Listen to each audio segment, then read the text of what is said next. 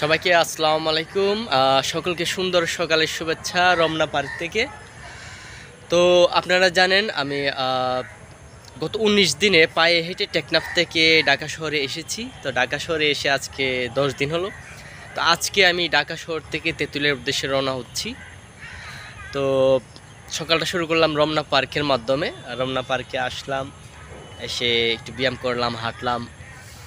কল্পনা করছিলাম যে আগামী 15-20 দিন সময় লাগবে ঢাকা থেকে তেঁতুলিয়া পৌঁছাতে।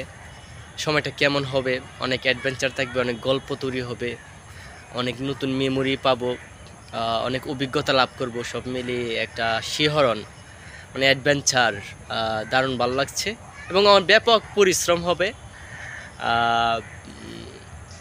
সব মিলিয়ে আশা করছি দারুণ একটা সময় কাটবে। আর বর্তমান টেকনাফ থেকে তেঁতুলিয়া ভ্রমণটা হলো আমার 2025 সালের সর্বশেষ ভ্রমণ। 2025 সালে এটাই আমার শেষ ভ্রমণটা আর কি। তো সব মিলে সকলে দোয়া করবেন। দেখা হচ্ছে তেঁতুলিয়ার পথে পথে অনেকের সাথে দেখা হবে।